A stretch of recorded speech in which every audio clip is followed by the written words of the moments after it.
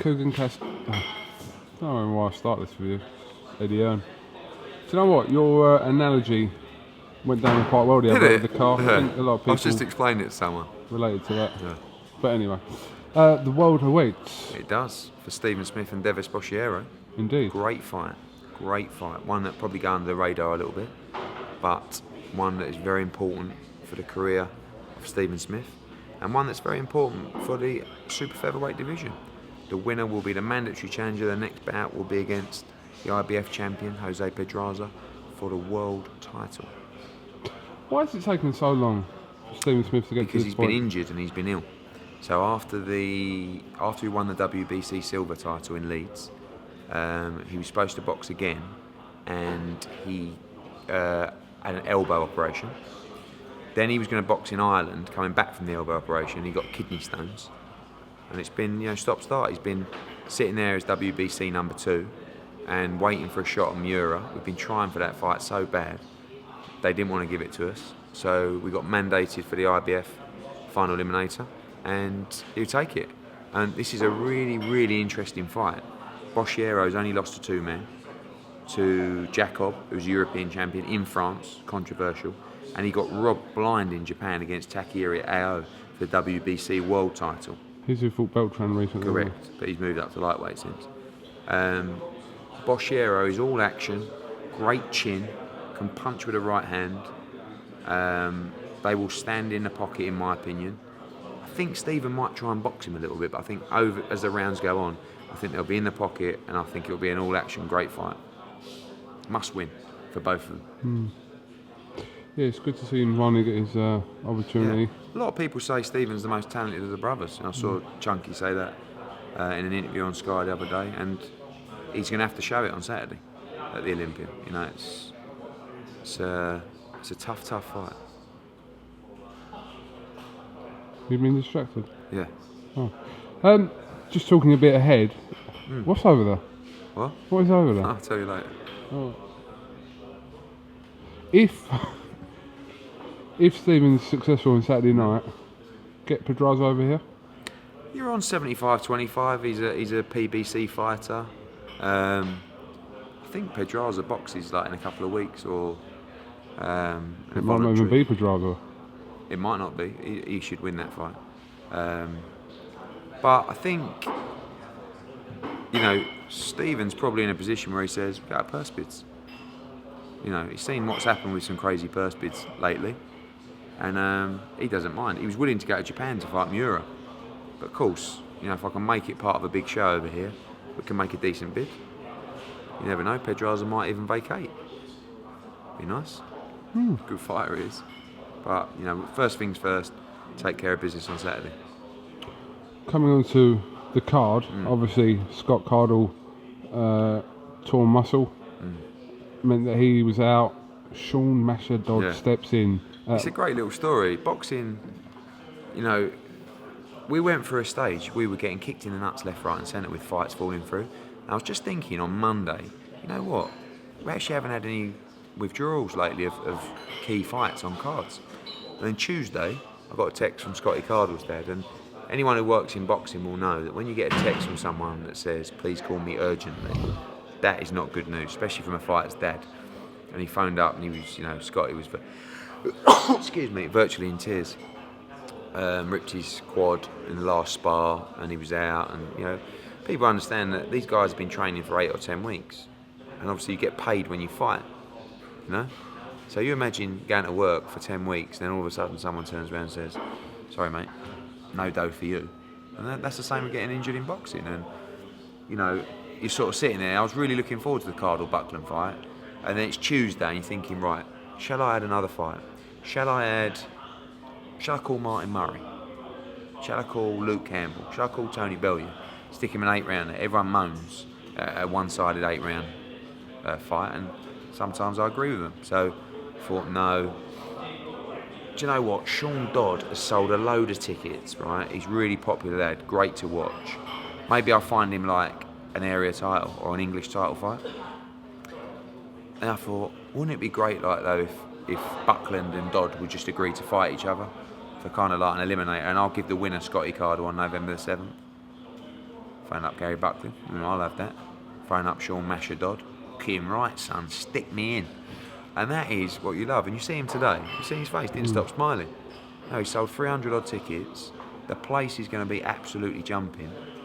And it's a 50-50 fight. So I'm quite pleased with the outcome. Would have loved Cardle Buckland. I think it's a good fight. But this will be a great fight. And we also upgraded Jose Burton's fight. It was due to box a 6 or 8 rounder. To a Commonwealth final eliminator. He's a serious dude. He does, doesn't he? I know. I see that. I sort of said hello to him earlier. I went, all right, Nigel, how you doing? He went, I went, oh, lovely. Welcome. And Jose said he's going to knock him out, and then he sort of, he's nicknamed the Cow. What? I should have asked him. At the weigh-in tomorrow, ask him why he's called the Cow. Alright. Why is it some... I don't know. I think that... has he got a cow? I think that... Boshiero is nicknamed the Bull. So we've got a bull, a cow. A hammer? A hammer. No, that's not an animal. But we've got another animal on the bill. Reno Garrido is the lion, and he comes out in a lion mask. And by the way, Bradley Saunders against Reno Garrido is a great little fight. Yeah. I'm telling you, watch this kid, Garrido. He's all action. You've seen Garrido? Yeah, he's really exciting. I mean, Bradley should win, but Garrido's 18-1. It's outrageous. Any other animals on there? Probably. There'll be a few animals. Oh, well, the Olympia is an elephant pit. Oh, you know, it used to be an elephant pit. Does it really? Yeah. It's one of the best venues in the country. Only holds about 1,700. But it's like, you've been there, haven't you? In fact, our first ever interview was done there. Should we recreate it on Saturday night? Should we get Jane Couch involved? Same place. Jane And Couch her mate, filmed what was it. her mate? Rita. Yeah. Invite them along to the show. Yeah, See if we can- so I'm really looking forward to it. And Jose's in a good fight. Marcus Morrison's on the bill, on top light middleweights. Tom Farrell's Alpha Barrett, Pat Barrett's nephew. So it's good. It's going to be a lively night. It's going to be rammed in now, and a massive fight for Stephen Do Smith. some trivia. Go on then. Where are you going with that camera? I don't know. Sorry. You complained about this to James. I know, the other day. but James is like this. Yeah, but I don't like You're to be like like this. this. Yeah, so like Ed, No. So what do you think about that? Gives it a bit of a movie effect. Oh yeah, great. 4 years today, did you know that Stephen Smith lost to Lee Selby? Did you know this? At the Olympia. At the Olympia.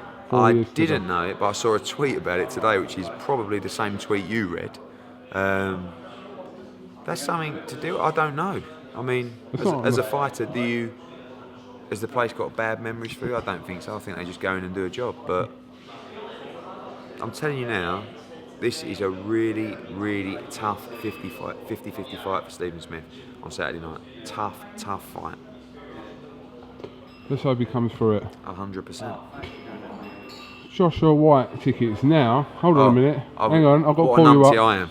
You said 30 minutes. Well, I'm a promoter. And it took 4 hours. If you really started taking everything seriously that I say, it took 6 hours actually. Oh, 6. Yeah. Okay, 6 hours. I did think it. I thought it would be an hour, so I said half an hour. Do you know what I mean? But it was 6 hours. And people, I can't believe people. There's some bloke from the Daily Mail, Martin Dwayne, goes, "Oh, hardly sold out in half an hour." I'm like, do me a favour, mate. 6 hours, 17,000 Let's tickets. say one thing. In boxing, whether it's here or over there, it's very rare that events sell out this quickly. Like, you look at Mayweather the other day. Mayweather's the hottest ticket in town, whoever he's The fighting. only fights that I've done that have sold out on the first day are Froch Groves, 1, Froch Groves 2, Froch Kessler, and that's it. And Joshua-White. That's it. Other fights that have sold out in, like, Bellew Cleverly sold out in, I think, 48 hours or 3 days. It's very, very difficult. It is hard, yeah. I mean, listen, we've got 1,000 tickets left for Fielding Smith. We've got probably 1,500 tickets left for Brooke against the. I can't believe you've still got 1,000 left for that. For what? For Smith Fielding. But Coog, it's like, it doesn't, you don't sell out. It just doesn't happen. I mean, you talk about 11,000 tickets. We're the only ones selling tickets. But you've Look got at 2 all the other months for shows that in anyway, Britain. yeah. There's no one there. People come to our shows like, there was some Sky execs at Joshua and they were like, what has happened to boxing? The answer is we're taking it to another level. Why didn't And I you know I'm not very likeable, but tough shit. Hey, But, oh, hey. sorry. Oh, don't swear in Careful. interviews. What did you make of all that? What? Chris Eubank stuff? Yeah, I know. He's it's him, old school. I think he's got a point. I don't think you should swear in interviews. but he's talking about the interviewer and also. the I've person- sworn in a couple of your interviews before, and I shouldn't, and it's not right. You've dropped the C-bomb before No, as I well. haven't. No, I've never ever, and you will Well, not. you've never said Cecilia? Rule number 1: don't laugh at your own jokes. How can you find that funny? One, you've said it. Like if I said that, I'm not even sure you'd laugh. Like you're laughing. Cecilia? No, seriously. Like, you would do. never ever find me using that word unless I was absolutely infuriating with someone. I don't like that word, and I don't think I've been told off for swearing on Yeah. your by my friends at Sky. And actually, we shouldn't have bad language. But I think the problem is with this, it's not just an interview. It's more like us having a chat, and that's probably one of my weaknesses because I tell everybody everything. And people say, "Oh well, you said that." You said, "Yeah," because I'm not putting on a fight. I'm just telling you everything. So, but that's the beauty of your channel. But why shouldn't we swear? Because he is right. I mean, he's Why- right in why what he is says. he I mean, right? because Why? people. Hold on. In a sport, right? I don't think the comment and the point that you're about to make is correct, but make it.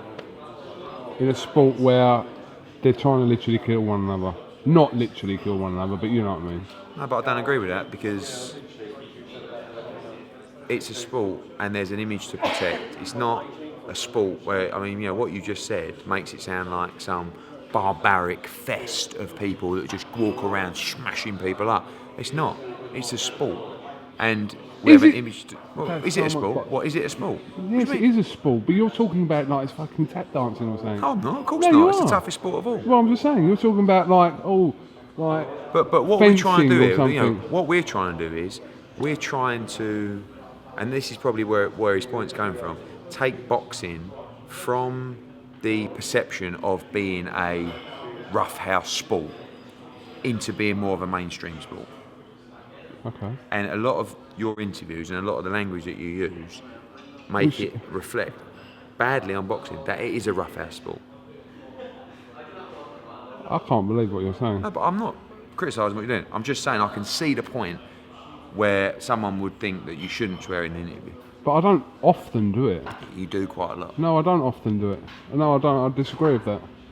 I reckon in probably 10... I think you do it without even not realising you're possibly, doing it. but I think in 10,000 videos, maybe there's 50 out there. Maybe there's 100. I think that it depends who's watching the video that's offended by it, obviously. Maybe 99.9% of your viewers aren't offended by bad language. But maybe it's the more corporate market, which might be 0.0001, that people look at it and go, oh, I don't want to watch some guy swearing or laughing at his own jokes. But you swear quite a bit. Yeah, I try not to, but I try not to, but you do it. yeah, but I shouldn't, and it doesn't And mean... you especially shouldn't do it. It does, no, I think you're right, I shouldn't swear. Yeah. But sometimes I'll say, or something like that to you, but I'm sort of forget that I'm actually, I think the corporate mask slips, doesn't it? I mean, when I'm on Sky, it's more, oh, this is wonderful, and I try and be much fake, more professional, not fake, because it's still me, but much more professional. When it's me and you, I'm just down the pub. Yeah, a more realistic version of yourself. Well, it's true. Not necessarily. Listen, you know what? I quite agree with Eubank's points about, but I don't believe I do it that often enough for it to be a point. No, every now and again. Sometimes it's quite bad, and then I haven't heard you do it lately. I've just done it in this interview actually, but that's because you're just thinging me off. Because you're siding with Mr. Senior, all respect, legend of the game and all that. I wasn't siding with him. I can understand his point. Yeah, I can understand this point. I can understand your point. Any closing words? Closing words? No. Tune in on Saturday night, 8 p.m. for a great little night. Again, one of our smaller shows, but I think you'll really enjoy it. I think you'll enjoy the action. I'm staying in Liverpool. Are you? I'm going home. Thanks for putting me up. Where are you staying? Up there. Hilton. Anyone could turn up there now. Oh, yeah, you're going to have queues of fans coming to reception, dialing up the room. Oh, wow. Do you want to talk about service stations, shall we? I'm very popular in service stations. If you are watching this and you want to give the Hilton a call tonight at reception, ask for the KUGAN CASSIUS room, give them a call. 2 a.m, 3 a.m, 4 a.m, not a problem. You want to play them games? Do you want to play the games? No, I don't stay in the Hilton. All right. No, I won't do that. What we should do, here's his number. His number. Someone put my number out. I had to change my number. Someone put it out on Twitter. Tyson Fury never changed his number after putting it on Twitter. Well, his wife I've got did. a couple of phones, and the one that people got a number for, it just rings, you know, just look at it. Anyway, Eddie Hearn, safe trip back. Do you know PT Boxing? Yeah. This is the Scouse KUGAN CASSIUS. You say everything. He doesn't even want to film you because he doesn't want to give you the exposure. Yeah. How about that? Yeah. You're the one that doesn't want to give other fighters exposure that are not on your channel. Of course. I didn't even know there were other fighters other than the ones on Sky Oh, Sports. check you out. God. Never let any fighters on Sky ever. Sky Sports News, skysports.com, on my shows. Never do that. It's not always about you, Ed. Sometimes it's about these people here. The fighters. The lion, people that the matter. cow, and the bull. See you later.